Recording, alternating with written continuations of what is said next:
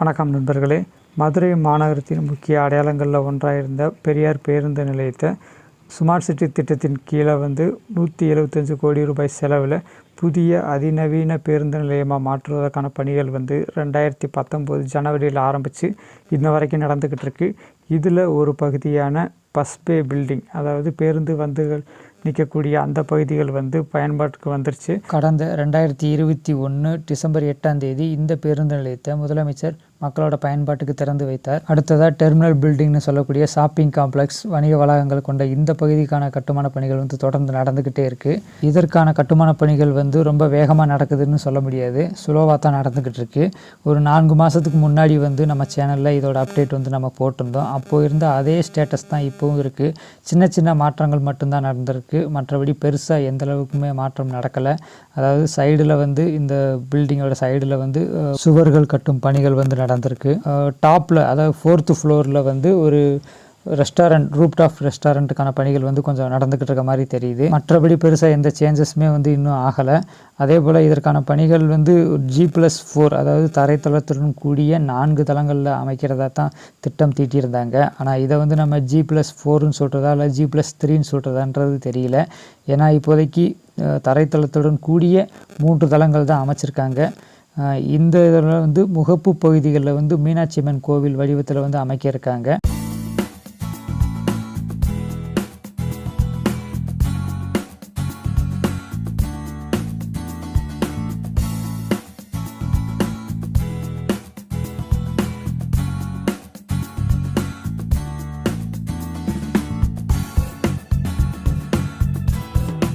இந்த டெர்மினல் பில்டிங்கில் என்னென்ன வசதிகள் வரப்போகுதுன்னு பார்த்தோம்னா, தரைத்தளத்தில் 43 கடைகளும், 2 ரெஸ்டாரண்ட்டும், ஒரு வெயிட்டிங் ஹாலும், ஏசி வெயிட்டிங் ஹாலும், தாய்மார்கள் பாலூட்டும் அறையும் அமைக்கவிருக்காங்க. அதே போல் போஸ்ட் ஆஃபீஸ், என்கொயரி ரூம், இது போன்ற வசதிகளுமே இந்த தரைத்தளத்தில் இந்த வசதிகள் ஏற்படுத்த இருக்காங்க. அதே போல் முதல் தளத்தில் 44 கடைகளும், 2ஆம் தளத்தில் 44 கடைகளும் அமைக்க இருக்காங்க. அடுத்ததாக 3ஆம் தளத்தில் 9 கடைகளும், மற்றபடி அனைத்துமே ஆஃபீஸ் ஸ்பேசஸ், அதாவது வாடகைக்கு விடப்படும் அலுவலகங்களுமே கட்டமைப்பில் கொண்டு வந்திருக்காங்க.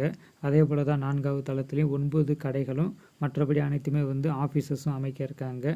அடுத்ததாக ரூஃப்டாப், அதாவது 4ஆவது தளத்துக்கு மேலே ரூஃப்டாப்பில் ரெஸ்டாரண்ட் அமைக்கிருக்காங்க. அதாவது பெரிய பெரிய ஷாப்பிங் மால்களில் அமைச்சிருக்கிற அதே போல் ரூஃப்டாப் ரெஸ்டாரண்ட் அமைக்கிருக்காங்க. இது மக்களுக்கு ஒரு என்டர்டெயின்மெண்ட்டான ஒரு இடமா இருக்கும்.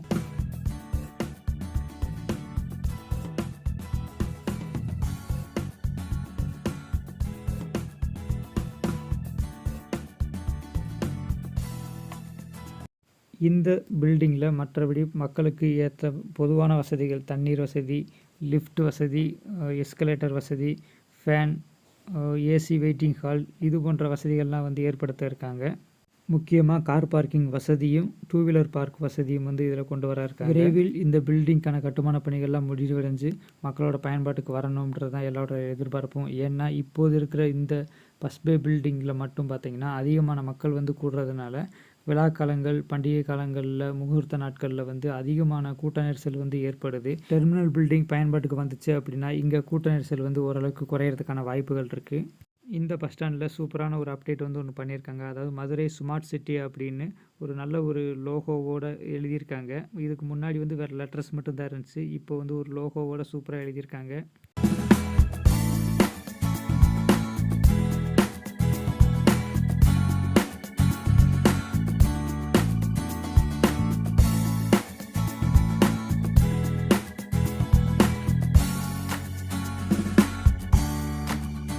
இந்த வீடியோ பிடிச்சிருந்துச்சுன்னா லைக் பண்ணுங்கள், ஷேர் பண்ணுங்கள், கமெண்ட் பண்ணுங்கள், மறக்காமல் சப்ஸ்கிரைப் பண்ணுங்கள் ஃப்ரெண்ட்ஸ்.